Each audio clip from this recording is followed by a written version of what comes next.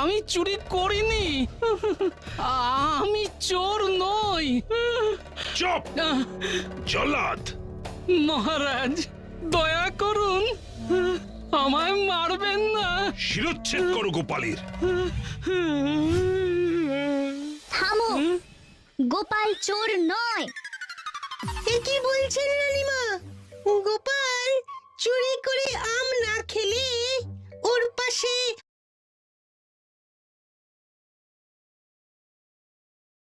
আমের খোলা আসবে কি করে? ঠিক বলেছ মন্ত্রী। ঠিক ঠিক। আমের খোসা থেকে প্রমাণ হয় না যে গোপালই আম খেয়েছে। আলবাত হয়, 100 বার হয়।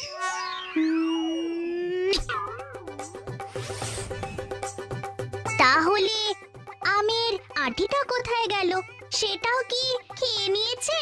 হ্যাঁ, ঠিক ঠিক ঠিক ঠিক ঠিক ঠিক।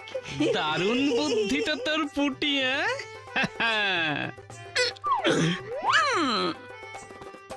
তাহলে আঁটিটা কোথায় গেল? ন্যাপলা থুড়ি মন্ত্রী মশাই।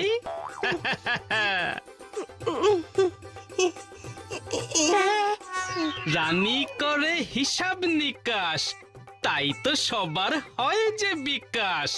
আর সবাই যে মাথা মোটা, দিতে পারে শুধুই খোঁটা। রানী করে হিসাব নিকাশ, তাই তো সবার হয় যে বিকাশ। আর সবাই যে মাথা মোটা, দিতে পারে শুধুই খোঁটা। আরে থাম, সব থাম।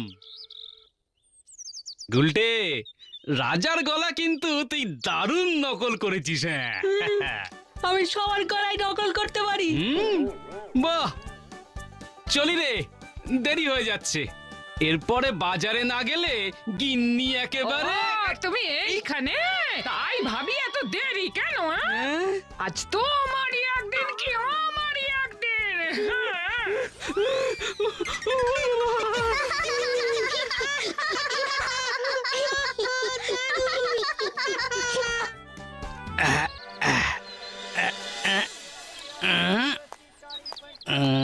কিরে, কতই দিচ্ছিস?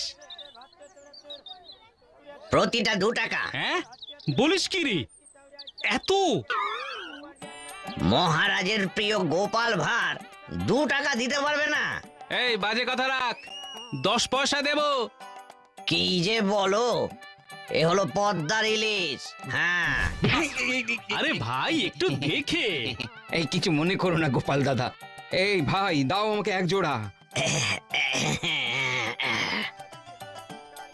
দেখি অন্য কিছু খুঁজি।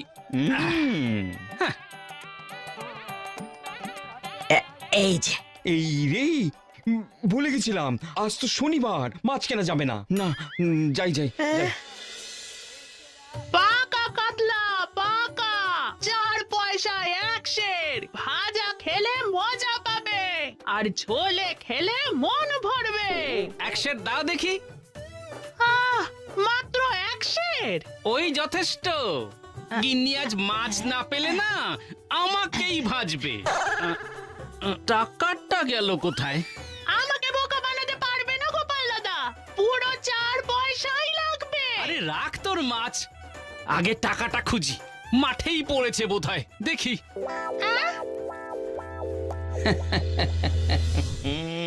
সাবাস।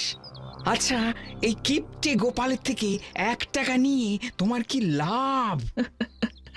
আজ পর্যন্ত গোপালের থেকে কোনো চোর চুরি করতে পারেনি। তার মানে আমি ওদের থেকেও ভালো? না, এর মানে গোপাল এখন অসতর্ক, নিশ্চিন্ত। হ্যাঁ, সে ঠিক কথা। আর দেখলাম তো গোপাল বাচ্চাদের সঙ্গে জমিয়ে খেলছে, আর একটা বাচ্চা কি সুন্দর সবার গলা নকল করছে। গলা নকল করছে? হ্যাঁ, মানে হরবোলা? শোনো, পরের কাজ শুরু করো। হ্যাঁ হ্যাঁ হ্যাঁ হ্যাঁ। আহ ভাত ডাল আলু সেদ্ধ একেবারে অমৃত। শনিবার বলে কোনো মাছওয়ালা বাজারে বসেনি, এমনটা তো প্রথমবার শুনছি। আরে আমিও কি আর আগে শুনেছি? কালে কালে কত কি যে দেখবো। তোমার কোনটা সত্যি আর কোনটা যে মিথ্যে? বাড়ি আছো? আরে মন্ত্রী বৌদি, এসো এসো। গোপাল দাদা, মন্ত্রীকে ছাড়ানোর ব্যবস্থা করুন। তার হিসেব তো রাজাই করবেন, যেভাবে উনি রাজার ক্ষতি করতে গেছিলেন। ভুল তো সবাই করে দাদা, সেই ভুলে এত বড় শাস্তি। তাছাড়া শ্রীধর ধরা পড়েছে, রাজা মশাইয়ের বিপদ কেটেছে, আর কি বাকি? ময়না, যে 10টা বছর আমাদের সবার চোখের সামনে লুকিয়ে থাকতে পারে, সে কি এত সহজে হাল ছাড়বে?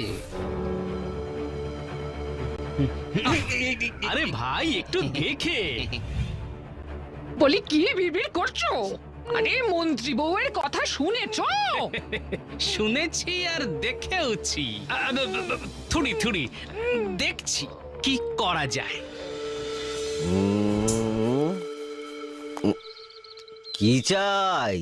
গোটা কৃষ্ণনগরের সব ইলিশ তোমার থেকেই তো যায়। তো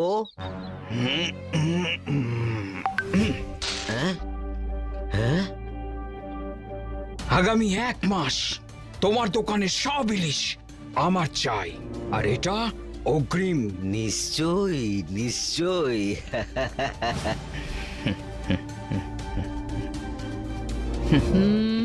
তোমায় তো আগে কখনো দেখিনি। আগে আমি ওই কানাইয়ের পিস্তুত ভাই, তার খুব জ্বর, তাই তো আমি এলাম। ঠিক আছে, মাছ দেখাও। এই দেখুন রানীমা, এই যে সোজা পদ্মা থেকে ধরে এনেছি মহারাজের জন্য। এই বাজারে কোনো ইলিশ পাওয়া যাচ্ছে না রানীমা। এই কতই দেবে? এই একটা 100 টাকা। এত? হ্যাঁ, এই একটা 100 টাকা, এই দুটো 200 টাকা, আর এই থামো তো, ওর থেকে দুটো মাছ নিয়ে ওকে বিদে কর, ভালো হলে আবার নিবি।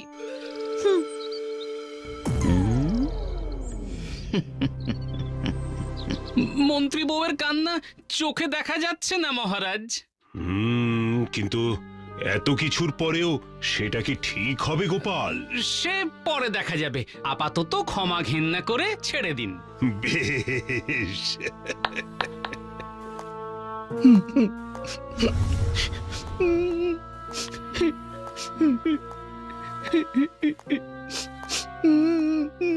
মহারাজ, এই কানা থামো।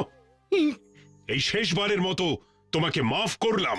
জয় জয় মহারাজ কৃষ্ণচন্দ্রের জয়, জয় গোপাল ভাঁড়ের জয়। থামো, কিন্তু মনে রেখো, আজ থেকে তুমি আর মন্ত্রী নও, চৌকিদারের পদ সামলাবে। জি আজ্ঞে মহারাজ, জি আজ্ঞে। এই ঘাড়ির উপর মাথা থাকলে চৌকিদার কেন, ওই ঝাড়ুদার হতেও রাজি। মাছ নেবে গো, মাছ, ইলিশ মাছ, ভালো ভালো ইলিশ মাছ। ইলিশ মাছ আছে? হ্যাঁ গো, জব্বর ইলিশ, জোড়া 1 টাকা। এত? তা তোমাকে তো এখানে নতুন দেখছি বাছা। পাশের গ্রামে থাকি, এই এত দামি ইলিশ গ্রামে আর কে কিনবে মা? ঠিকই তো।